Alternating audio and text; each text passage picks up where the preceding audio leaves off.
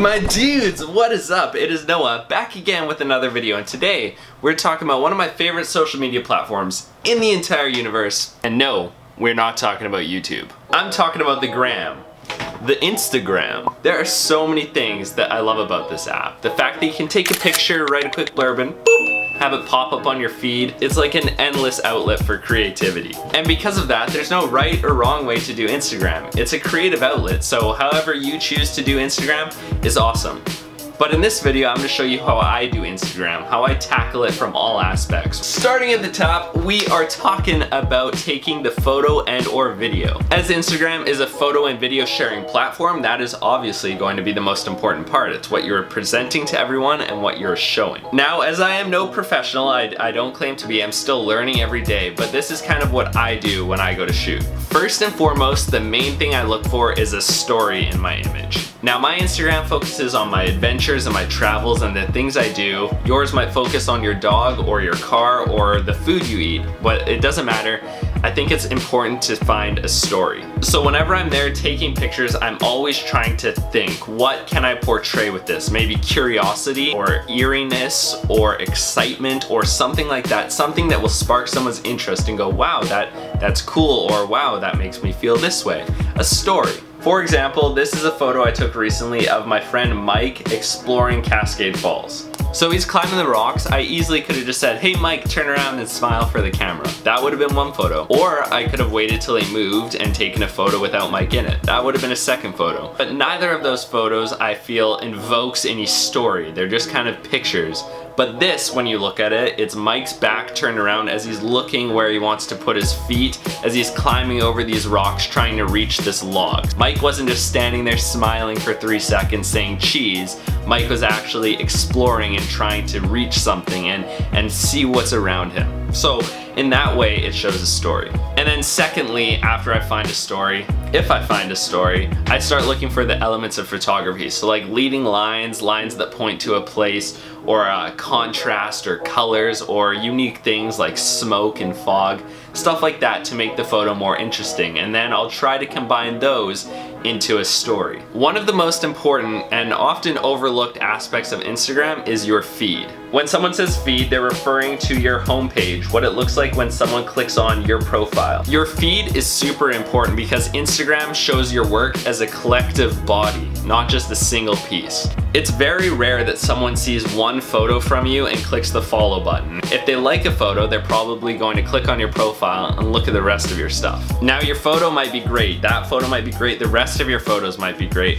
but if they don't flow well, if they're not clean, if they're not organized, if they're all cluttered, someone's just gonna click off and leave. But if they love that photo, they click your profile and everything's super nice and organized and cohesive and really pleasant to look at, they're gonna give you that follow because wow, your feed looks awesome. A lot of the time what I'll do is I'll take a picture and I'll get home and be super excited to post it, but it might not look the best at that moment, so I'll save it maybe for a couple days later after I post a couple different pictures, and then I'll post that picture because it works awesome there. It turns out to be a lot of organizing and rearranging, kind of like putting a puzzle together, but it's worth it in the end, trust me. Now in terms of organizing your feed and making it all flow, there's a couple things you can do. One is focusing on colors, so kind of having the same predominant color throughout, so your feed's more blue, more green, and more purple or red, something like that. You can also focus on shapes, so maybe there's lots of circles or squares or something popping up throughout. Focus on certain things, so maybe your feed is just totally food, or totally dogs, or totally people, portraits, stuff like that. There are so many ways you can organize it or have it done. There's no correct way,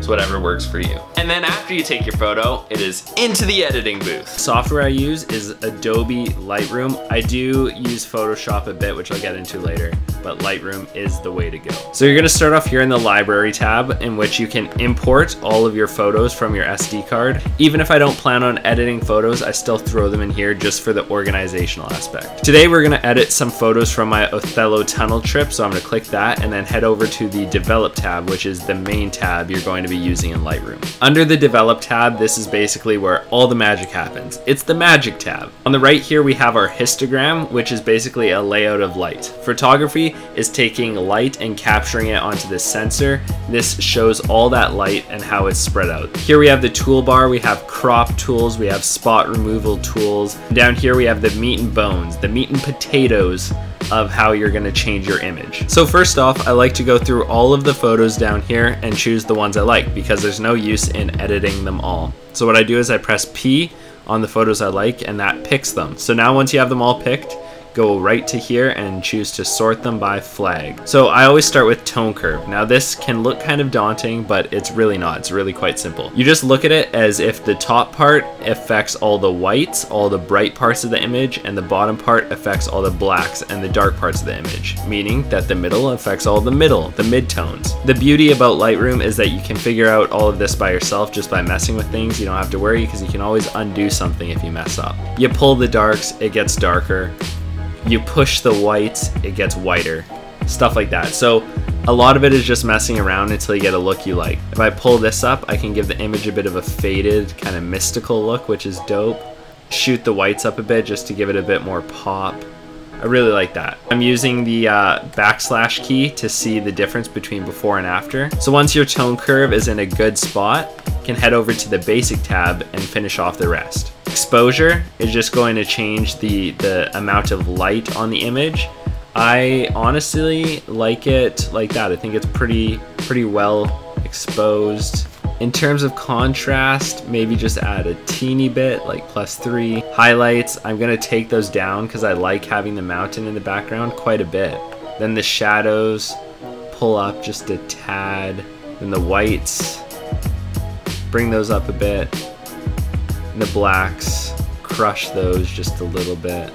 Clarity is cool, but it also makes your image look super fake. So you have to go light, whether you put it down or you bring it up, you have to go light on it. That's pretty good. I'm pretty happy with that compared to what it was. So after you've done that, the next tab is the HSL color and black and white section. This is awesome because you can literally change entire colors of the image.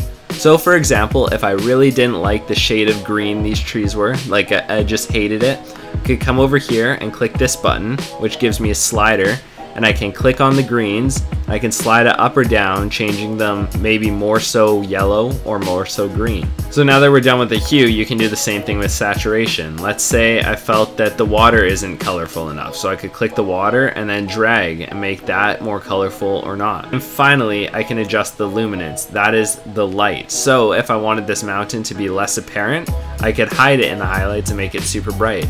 Or if I wanted it to be more apparent, I could bring the luminance down. The rest of these tabs I'm not going to use for this photo. I do use them occasionally, but not a lot. I mean, split toning is okay. You can throw different colors in the highlights. So if you want the highlights to be blue, you can do that and change the saturation.